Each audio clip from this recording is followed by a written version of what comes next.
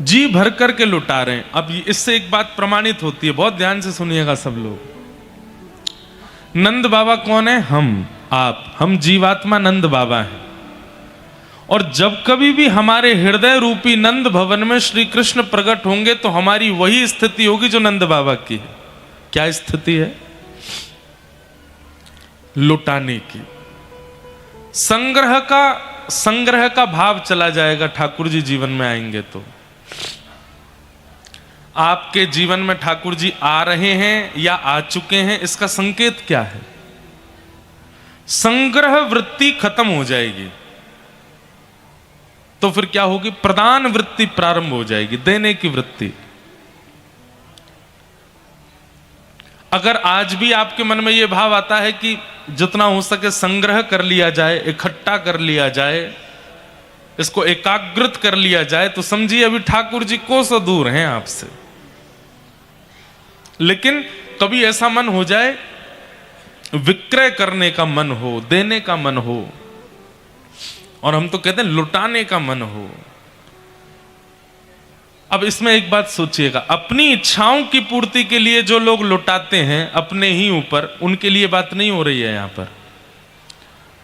या अपनों की वृद्धि के लिए जो लुटाते हैं वो नहीं, अपरिचितों के लिए भी सेवा में लुटा रहे हैं, किसी की असहाय की भी सहायता कर रहे हैं। पता चलता है कि अपने पास भी इतना नहीं है लेकिन फिर भी दूसरों की सेवा में व्यय कर रहे हैं। ऐसी स्थिति चित्त में आ जाए और देने में संकोच नहीं होता, देने में कष्ट नहीं होता, देने में कोई चिंता नहीं होती, देने में आनंद आने लगे, तब समझो ठाकुर जी आ गए। या तो आ गए या आ रहे हैं, रास्ते में हैं। ठाकुर जी आएंगे तो संग्रह का मन नहीं करेगा। ठाकुर जी जीवन में आएंगे तो दूसरा लक्षण क्या है? सबके प्रति प्रीत, सबसों नेह। जिसको देखोगे उसमें गुण दिख जाएगा, किसी में दोष नहीं दिखेगा। हमारे हरिराम व्यास जी, जिनकी हम चर्चा परसों सुन रहे थे कथा में, इतना सुंदर वर्णन करते हैं उनकी लीला में कि हरिराम व्यास जी हर व्यक्ति को ठाकुर जी के गुण से देखते थे। अगर कोई क्रोधी है तो हरिराम व्यास जी कहते जय हो परशुराम जी आ गए, प्रणाम करो। अगर कोई हाइट में छोटा है, कई लोगों की हाइट ज्यादा बढ़ नहीं पाती, 3, साढ़े 3, 4 फीट पे ही डी एंड हो जाते हैं, उनको देख करके लोग कहते हैं देखो नाटे रह गए, छोटे रह गए। लेकिन हरिराम व्यास जी जब छोटे लोगों को देखते तो कहते ओहो जय हो, बड़ी कृपा। बोले क्या हुआ? बामन भगवान आए हैं, छोटे से हैं। कोई बहुत श्याम वर्ण का है तो कृष्ण है, कोई बहुत गंभीर है तो राम है। हरिराम व्यास जी किसी को भी दोष दृष्टि से नहीं देखते थे, सब में ठाकुर जी का अनुभव। ठाकुर जी जब जीवन में आएंगे तो ऐसे ही हो जाओगे, सबकी खूबियां दिखने लगेंगी, सबकी अच्छाइयां दिखने लगेंगी। ठाकुर जी जीवन में आएंगे तो मौन रहना शुरू कर दोगे। एक बात बताएं आपको, सारी लड़ाइयों की जड़ क्या है? बोलना। सारी लड़ाइयों की जड़ है लूली बाई। हमने जीव का नाम रखा है लूली बाई। कौन सी बाई? हाँ, इनके अंदर एक भी हड्डी नहीं है, लूली बाई है, पर पूरी हड्डियां तोड़वाने की सामर्थ्य रखती हैं। आपकी सारी हड्डियां ये तोड़वा सकती हैं, आपके पूरे जीवन को नरक बना सकती है ये लूली बाई। चाहे आप कितनी भी कैल्शियम की गोलियां खा लो, सब जगह की हड्डियां मजबूत हो जाती हैं, पर ये लूली ही रहती हैं।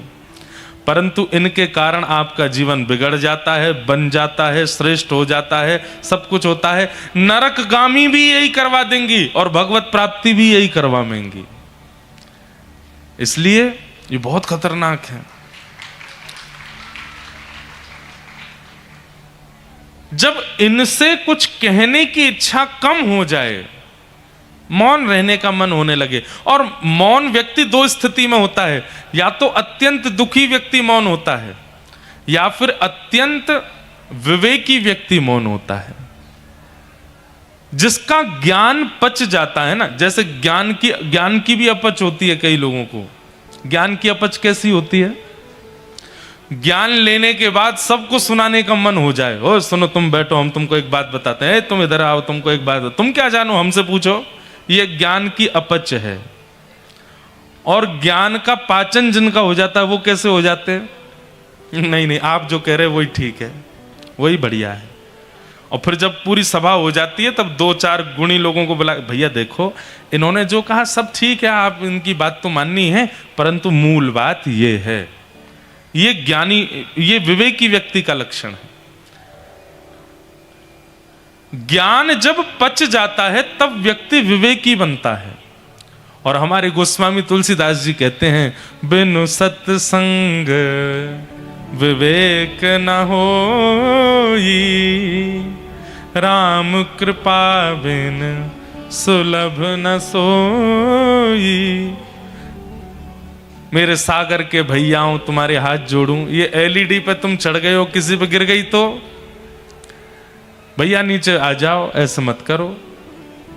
बेचारे कई लोग तो एलईडी कोई व्यास जी समझ के कथा सुन रहे हैं, पता चली थोड़ी देर में व्यास जी कूद पड़े ऊपर से वहां करंट होगा, कोई तार वार लग जाएगा। ऊपर मत चढ़िए, सब लोग नीचे बैठ के कथा सुन लो, खड़े खड़े सुन लो बाहर। हाँ खड़े रहने दो, बस एलईडी के ऊपर मत चढ़ो। हाँ धन्यवाद आपका, जय हो। वाह भैया, अगली बार 3 पंडाल बनवा देंगे, एक यहां एक इधर एक इधर, फिर बैठना आप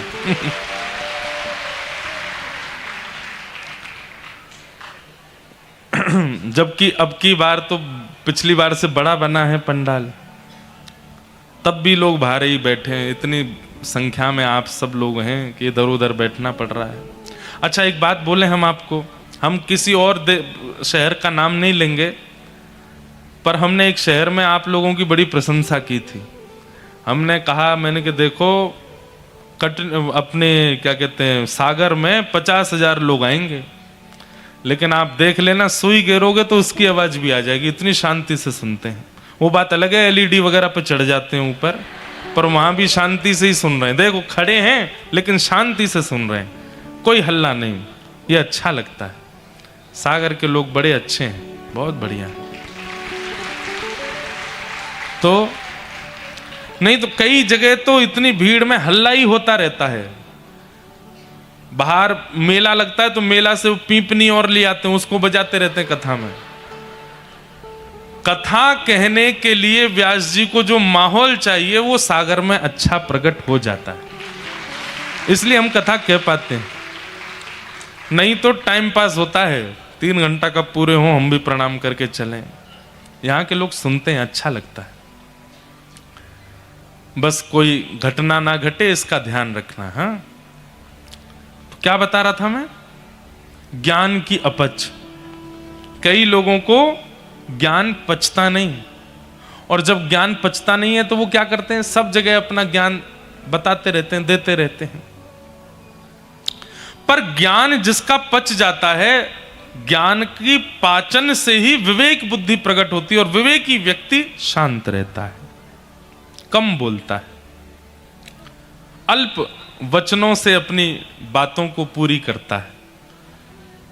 जिसको एक बात समझाने के लिए 4 पैराग्राफ चाहिए, वो भी व्यक्ति विवेकी नहीं।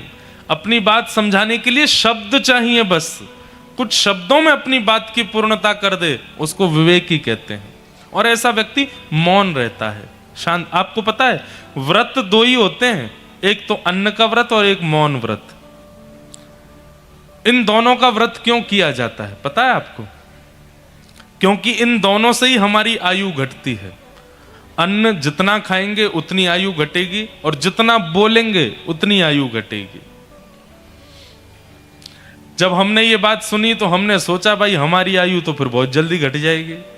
4 घंटा तो हमको बोलते ही रहना है नॉन स्टॉप, गाना भी है, बोलना भी है, उसके अलावा भी आगे पीछे बोलना। तो हमारे गुरुदेव ने एक बहुत अच्छी बात कही, जो विषय वार्ता करते हैं, विषय वार्ता मतलब संसारी चर्चा। जो विषय वार्ता करते हैं, संसारी चर्चा करते हैं, उनका बोलना बोलना माना जाता है। और जो भगवत चर्चा करते हैं, भगवत चर्चा भी उनकी मौन ही मानी जाती है। अभी भी हम मौन ही हैं। अगर देखा जाए तो हम हर दिन 5 घंटे मौन हैं। क्यों? 3 घंटे केवल भगवत चर्चा कर रहे हैं, ये मौन है। इसमें आपका मौन टूटता नहीं है, इसमें वाणी की जो खपत होती है वो होती नहीं है। ये मूलतः श्रेष्ठ ही है। तो इसलिए कम बोलिए।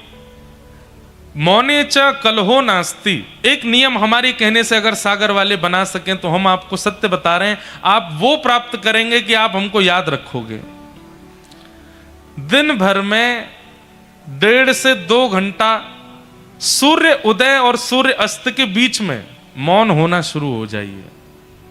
रात्रि में नहीं, सूर्य जब आकाश में हो उस बीच में 1.5-2 घंटे का मौन निश्चित कर लीजिए। इतने बजे से इतने बजे तक हम मौन रहेंगे।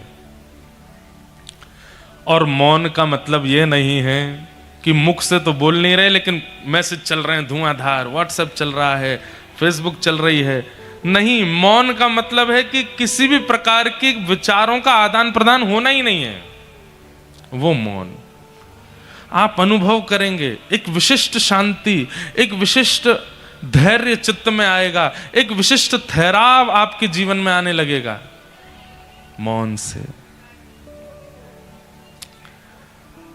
तो ठाकुर जी जीवन में आएंगे तो क्या होगा? सबसे पहला, संग्रह का मन नहीं होगा, लुटाने का मन होगा। ठाकुर जी जीवन में आएंगे तो क्या होगा? दोष दिखने बंद होंगे, गुण दिखने प्रारंभ होंगे।